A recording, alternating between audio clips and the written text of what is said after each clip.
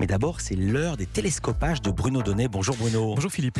Tous les jours, Bruno, vous traquez ici les curiosités médiatiques. Et hier matin, vous avez été très surpris en regardant votre programme dominical préféré, Le Jour du Seigneur.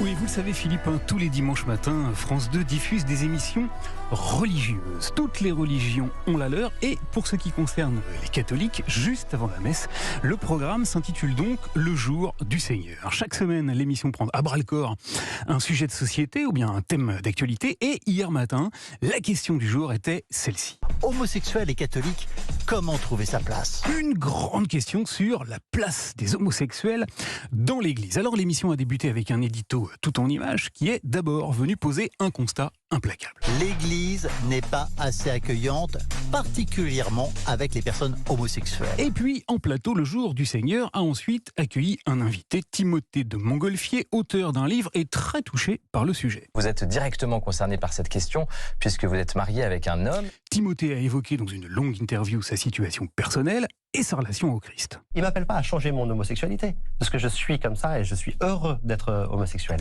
Bref, tout se déroulait parfaitement bien, l'homosexualité y était évoquée de manière tout à fait progressiste lorsque j'ai été très surpris par la manière dont le présentateur a soudainement convié au débat le pape François. J'aimerais qu'on cite le pape François, c'était il n'y a pas si longtemps que ça, il y a quelques années. Si une personne est gay et cherche le Seigneur, fait preuve de bonne volonté, qui suis-je pour la juger ?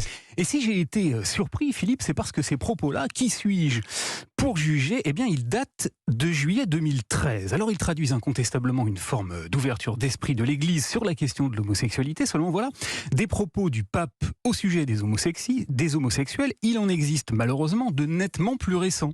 Et si je vous dis malheureusement, c'est parce qu'ils sont aussi infiniment plus problématiques. Ça s'est passé mardi dernier, le jour où l'agence Associated Press a interviewé le pape François au Vatican et où il a déclaré ça.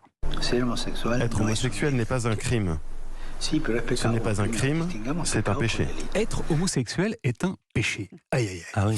Une déclaration qui a suscité pléthore de réactions indignées, mais qui, curieusement, n'a à aucun moment été évoquée hier, dans Le Jour du Seigneur, qui s'est contenté de s'enthousiasmer sur des propos d'il y a 10 ans. Mais qu'est-ce que ça fait du bien ? Qu'est-ce que ça fait du bien d'entendre ces paroles de non-jugement ? Alors pourquoi est-ce que le programme a préféré faire comme si cette toute dernière sortie papale et néanmoins tonitruante n'avait pas existé ? Difficile à croire. Interloqué, j'ai donc posé la question très tôt ce matin au rédacteur en chef du Jour du Seigneur qui m'a répondu que l'émission avait en fait été enregistrée le 12 janvier dernier, soit 12 jours avant la prise de parole du pape. Bien. Néanmoins, je me suis étonné que le programme n'ait pas été amendé, complété d'une petite mise à jour ou tout bonnement déprogrammé. Aurait-on diffusé, par exemple, hier, un débat dans lequel on se serait réjoui du départ en retraite à 62 ans, alors qu'on vient d'apprendre qu'il va être poussé à 64. Le rédacteur en chef m'a alors expliqué que, de son point de vue, la toute dernière déclaration du pape ne changeait pas grand-chose. L'homosexualité est donc un péché, tandis que l'hétérosexualité n'en est pas un. Ainsi soit-il. Merci beaucoup Bruno Donnet.